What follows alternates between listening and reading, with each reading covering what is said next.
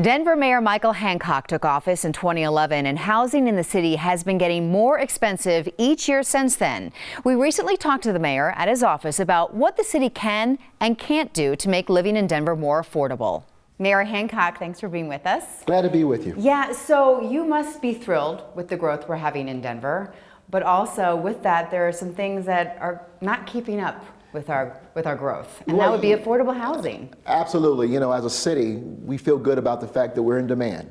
As our housing market has recovered here in Denver, we recognize that we've not only recovered, we've soared because of the tremendous population growth that has occurred, outstripping supply.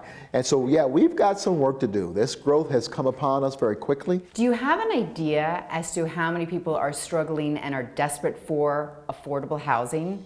We have some sense of an idea. We're about 30,000 unit nexus between supply and demand.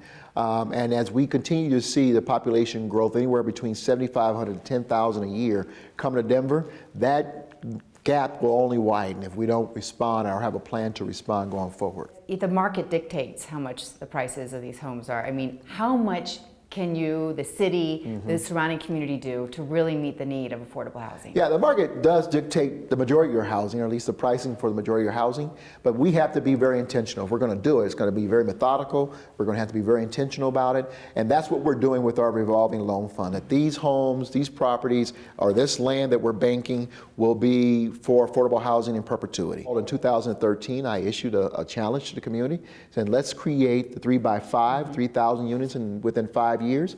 We're ahead of the trend in doing that. But what it did, Kyle, was it kind of motivated the private sector to say, hey, look, we'll be in this game with you. We'll figure this out together. You do have a plan going to the city council next year to increase funding for affordable housing. Absolutely. And so we've identified a strategy to develop, or at least to preserve $15 million a year, to devote $15 million a year to affordable housing. And since I've been mayor, I've been devoting money from the general fund to developing affordable housing. Not to the tune of 15 million, but it's been 2 million, 3 million here and there so that we can parlay that into units. CSU's real estate school did an analysis and expects this affordable housing gap to continue well past 2020. I have no doubt. I keep saying this is a long-term challenge. It's going to require long-term solutions, because if we want this to continue to be a great city, we got to make sure and have the audacity that if people want to live and work here, we should make sure they're able to do so. And raise their families. And raise their families, absolutely. You grew up one of 10? One of 10. And things were tough for you guys. They were, but what I recognize, I look back on it, it was only when we got into affordable housing that things began to stabilize for us. That I was able to make friends in the neighborhood. I was able to stay in the school and make friends at school. My grades, my twin sister Michelle and I, our grades began to improve exponentially, and we became healthier as a result of it. We became a healthier family, a healthier unit, and healthier as individuals. And so I understand how critical safe, secure, decent housing is for any individual and family, and in particular our most vulnerable, our children and our seniors. And so we must continue to stay in this game and to do everything we can to secure housing for individuals in Denver. This is a personal thing for you. It's personal, but it's also important because I know Denver's a great city. We want it to remain a great city, and housing is very much a part of that.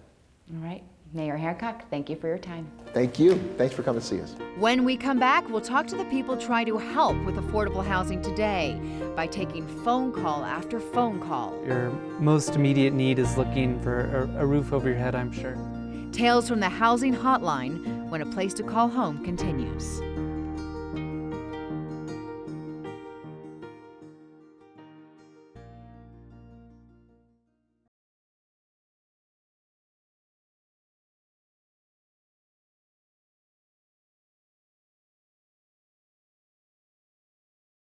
Welcome back. If you're having trouble finding a place to live, help can seem like it's hard to find. But 9 News reporter Steve Stager found one place that's just a phone call away. Hi, is this Emily?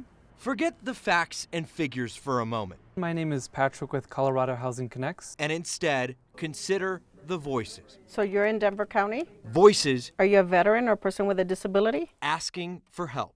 I think right now a majority of our calls is people looking for affordable housing. Estela Zuniga hears them all week. The faucets running, right? She's a housing navigator for Brothers Redevelopment, which operates the Colorado Housing Connects hotline. I started from the beginning, and our call volume is increasing. And our goal was 300 to 600 a month, not 2,000 a month. Shannon Peer is Zuniga's boss. In the last year, we've received over 15,000 calls. 15,000 calls in 1 year. Without even advertising.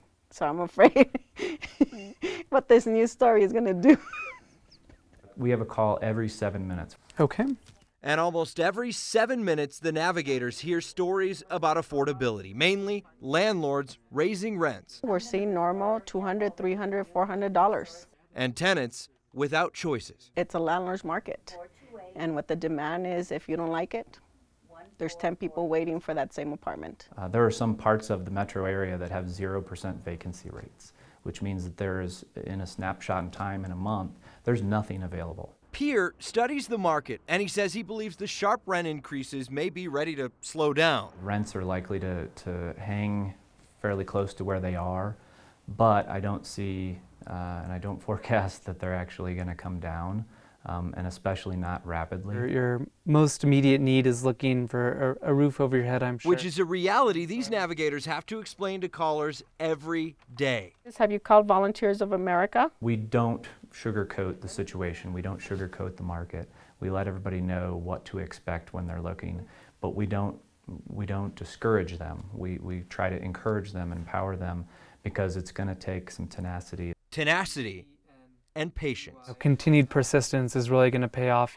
The number for Colorado Housing Connects is toll-free 844-926-6632. That is 844-926-6632. We also have many other resources for you on 9news.com, including how to connect with Denver Housing, Catholic Charities, and other agencies that can help.